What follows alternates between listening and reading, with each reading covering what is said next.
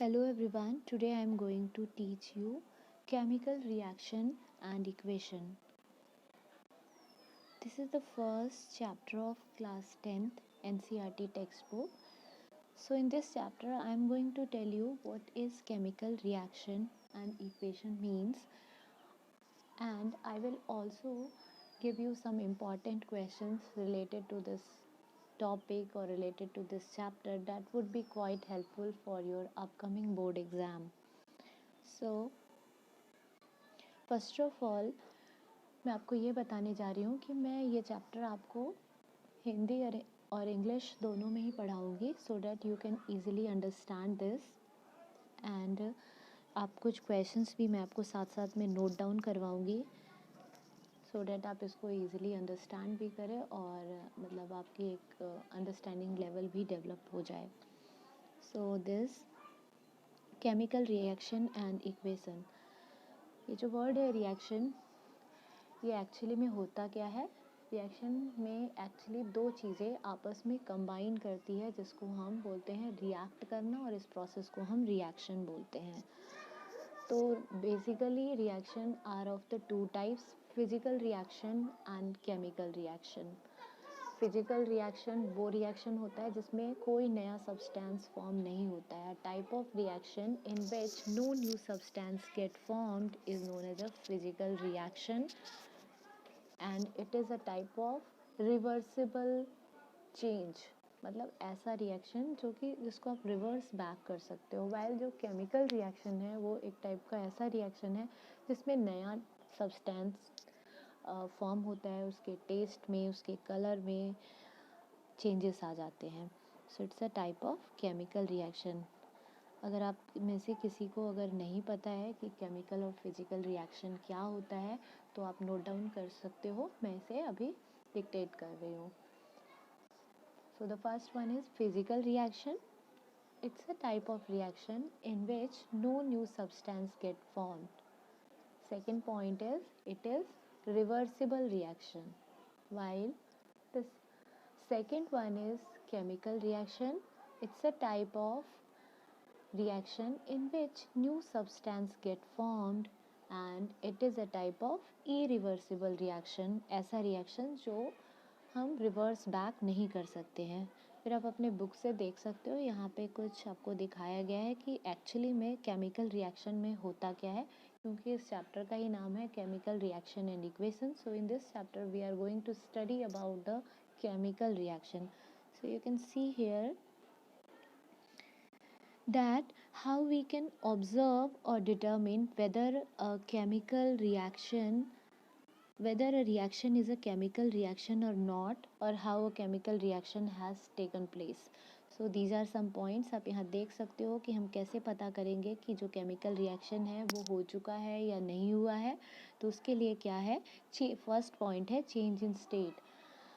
जो ऑब्जेक्ट होगा उसके स्टेट में चेंज आ जाएगा. सेकंड है चेंज इन कलर, कलर में चेंजेस आ जाएंगे. इवोल्यूशन ऑफ गैस, उससे गैस इवॉल्व होगा. लाइक आप यहाँ देख सकते हो, ये एक एक्टिविटी है जो कि मैं आपको बाद में बताऊंगी, एक्सप्लेन करूंगी. यहाँ पे H2 गैस रिलीज हो रहा है, इवॉल्व हो रहा है.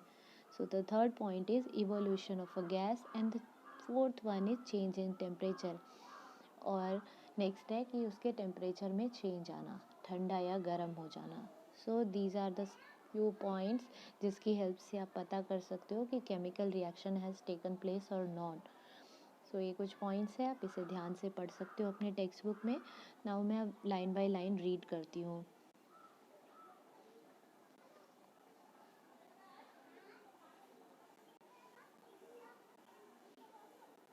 ये देखो. Consider the following situation of a daily life and think what happens when. कुछ डेली लाइफ के सिचुएशन को आपको कंसिडर करना है और देखना है कि क्या होता है. Milk is left at a room temperature during summer. अगर समर में आप मिल्क को रूम टेम्परेचर पे छोड़ देते हो तो क्या होगा. An iron tawa pan nails is left expose to humid atmosphere. किसी आयरन की तवा को, पैन को या नेल को जब आप ह्यूमिड टेम्परेचर पे बाहर रख देते हो, एक्सपोज कर देते हो, छोड़ देते हो वहाँ पे. Grapes get fermented. और जब मतलब ग्रेप्स का फर्मेंटेशन हो जाना. Next one is food is cooked.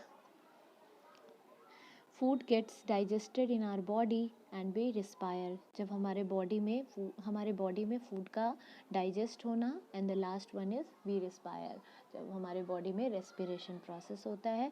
तो ये क्या है बेसिकली, तो मैं आपको बस जस्ट बता milk is left at room temperature during summer. जब आप मिल्क को रूम टेम्परेचर पे बाहर छोड़ दोगे समर के टाइम पे, तो क्या होगा, मिल्क जो है वो फट जाएगा, और जिसकी वजह से उसके टेस्ट में और साथ में ही उसके कॉम्पोजिशन में चेंज आ जाएगा. तो यहाँ से आप देख सकते हो कि जब चेंज इन स्टेट, यहाँ क्या हुआ, उसका स्टेट चेंज हो गया, और साथ में उसके कलर में भी चेंजेस आ जाता है. तो ये क्या है, it's a type of chemical change. Next one is this. आप देख सकते हो जब आप खाना बनाते हो उस टाइम भी उसके कलर में चेंज आ जाता है. जब खाना बन जाता है तो उसके कलर में चेंज आ जाता है. और साथ में क्या होता है कि जैसे हमारे बॉडी में फूड डाइजेस्ट हो रहा है तो उसका भी कॉम्पोजिशन चेंज हो जाता है. जब हम रेस्पिरेशन हमारे प्रोसेस में हमारे बॉडी में टेक्स प्लेस होता है, तो जो फूड पार्टिकल्स है स्मॉलर पार्टिकल्स में डिवाइड हो जाते हैं और हमारे बॉडी में ग्लूकोज की फॉर्मेशन होती है. तो ये भी क्या है, एक न्यू सब्सटेंस का फॉर्म होना, and it's a type of chemical change. So basically these all are the types of chemical change. Now come in all the above situation the nature and the identity of a initial substance have somewhat changed. कह रहे इस सारे situation जो आपने देखे उसमें जो initial substance है, जो starting में जो substance है, उसकी identity में changes आ गए हैं. We have already learnt about physical and chemical change of a matter in our previous classes. हम already physical और chemical change के बारे में पढ़ चुके हैं अपने previous class में. Next, we can say that a chemical reaction has, whenever a chemical changes occurs, we can say that a chemical reaction has taken place. You may perhaps be wondering as to what it actually mean by a chemical reaction. अब सीधा अब यहाँ आ सकते हो, इसमें कुछ खास है नहीं.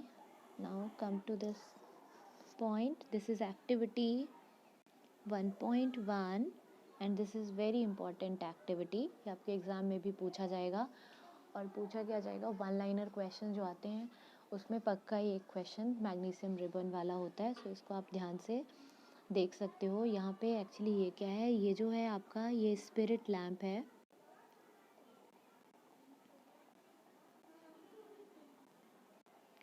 नेक्स्ट ये टोंग है, ये आपको ऑलरेडी दिखाया गया है. और ये जो है ये आपका है वॉच ग्लास, और इसके अंदर जो इकट्ठा हुआ है white powder, that is magnesium oxide. होता क्या है कि जब हम मैग्नीशियम रिबन को बर्न करते हैं, जब हम बर्न करेंगे किसी चीज़ को जलाने के लिए किसकी ज़रूरत होती है, ऑक्सीजन की. तो जब हम बर्न करते हैं तो वो मैग्नीशियम ऑक्सीजन के साथ रिएक्ट कर जाता है, और जिसकी वजह से मैग्नीशियम ऑक्साइड की फॉर्मेशन होती है. और ये जो मैग्नीशियम ऑक्साइड है ये आपका क्या है, ये पाउडर्ड फॉर्म में है. तो आपसे बेसिकली ये क्वेश्चन पूछा जाता है, ये आप नोट डाउन भी कर सकते हो. अगर आप पेन पेपर लेकर बैठे हो तो you can easily note down this, because it is very important question and it is generally asked in your examination. So the question is this: what will happen when a magnesium ribbon is burnt in a air? आपका ये question आता है कि जब आप magnesium ribbon को burn करते हो एयर में तो क्या होता है. तो answer would be it will form magnesium oxide which is white in a colour. आपसे कभी कभी कलर भी पूछा जाता है कि जो मैग्नीशियम ऑक्साइड जो फॉर्म होता है, जो पाउडर्ड फॉर्म में फॉर्म होता है, उसका कलर क्या होता है. तो इसका जो कलर है वो वाइट होता है. तो इससे बेसिकली दो क्वेश्चन पूछे जाते हैं. एक तो आपका पूछा जाता है कि जब आप मैग्नीशियम रिबन को बर्न करते हो तो प्रोडक्ट क्या फॉर्म होता है. तो product is this magnesium oxide. और जब आपसे कलर पूछा जाएगा तो इसका जो कलर होता है दैट इज़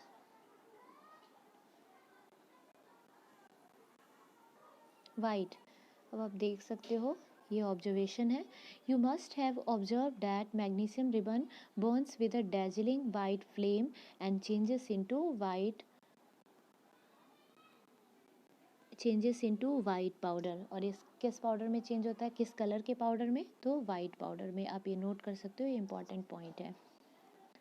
नेक्स्ट है, this powder is magnesium oxide and it is form due to reaction between magnesium and oxygen present in the air.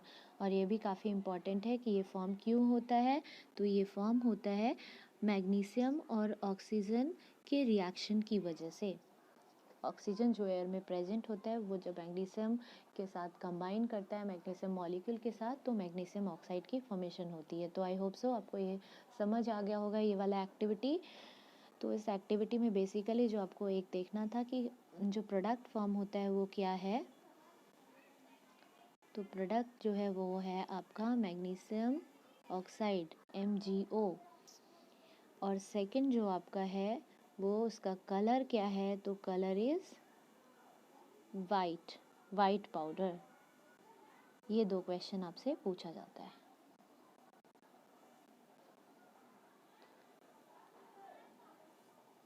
Next आप यहाँ देख सकते हो एक्टिविटी नंबर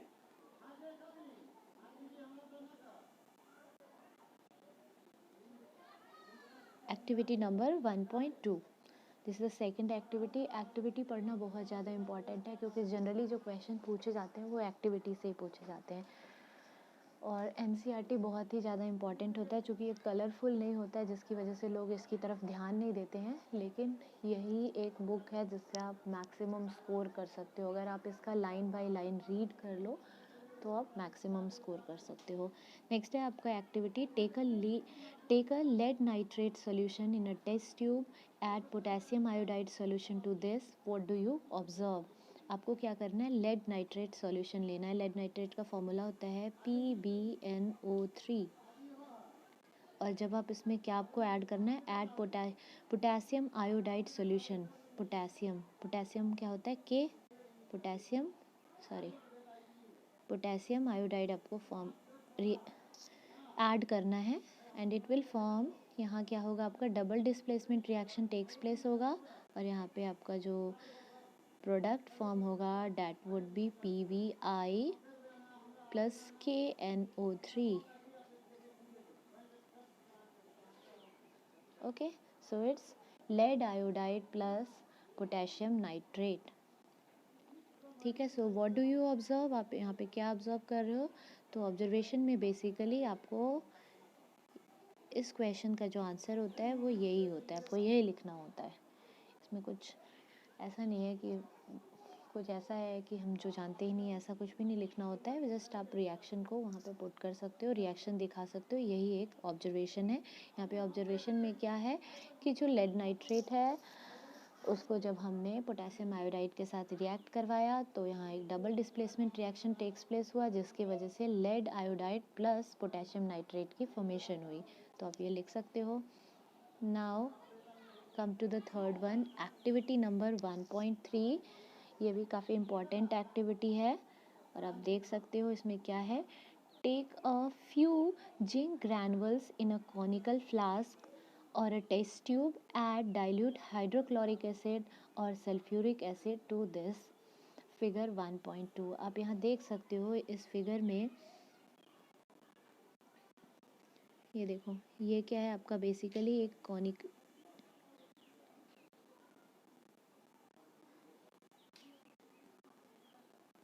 ये बेसिकली आपका एक कॉनिकल फ्लास्क है जिसके अंदर जिंक के छोटे छोटे ग्रैनुअल्स रखे हुए हैं और उसमें क्या ऐड किया गया है, सल्फ्यूरिक एसिड और हाइड्रोक्लोरिक एसिड।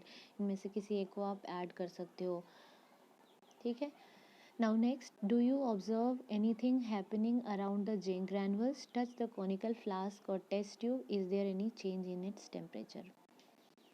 तो क्या होगा जब आप इसको रिएक्ट करवाओगे, सबसे पहले तो आपको रिएक्शन लिखना होगा। जिंक ग्रैनुअल्स को आप किसके साथ रिएक्ट करवा रहे हो, सल्फ्यूरिक एसिड के साथ। तो basically it is what, Zn plus H2SO4। और इसकी वजह से क्या फॉर्मेशन होगा, जिंक सल्फेट की, और H2 जो गैस है वो इवॉल्व होगा। तो जब आपसे क्वेश्चन पूछा जाएगा कि व्हाट डू यू ऑब्जर्व इस रिएक्शन के बाद, तो आप आंसर में वो उस रिएक्शन को लिखोगे। तो यहाँ पे क्या फॉर्म हो रहा है, जिंक सल्फेट की फॉर्मेशन हो रही है और हाइड्रोजन गैस जो है वो रिलीज हो रहा है। नेक्स्ट आपसे पूछा जा रहा है कि टच द कॉनिकल फ्लास्क, इस कॉनिकल फ्लास्क को टच करो। Is there any change in temperature, क्या इसके टेम्परेचर में चेंजेस आए हैं? तो यस, इसका टेम्परेचर जो होगा वो चेंज हो जाएगा, क्योंकि हाइड्रोजन गैस रिलीज हो रहा है जिसकी वजह से इसके टेम्परेचर में चेंज आ जाएगा। ठीक है, नाउ अब हम ये कवर कर चुके हैं। अब यहाँ आते हैं। As we observe the changes around us, we can see that there is a large variety of chemical reaction taking place around us, and we will study about the various type of chemical reaction and their symbolic representation in this chapter।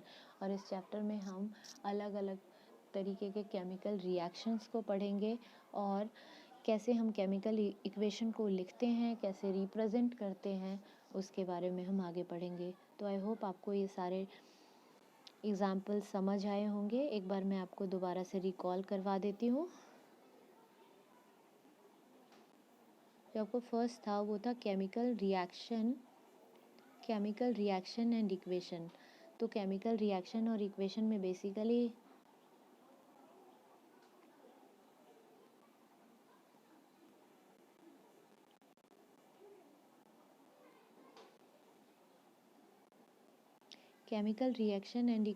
Basically मैंने आपको बताया है कि chemical reaction क्या होता है।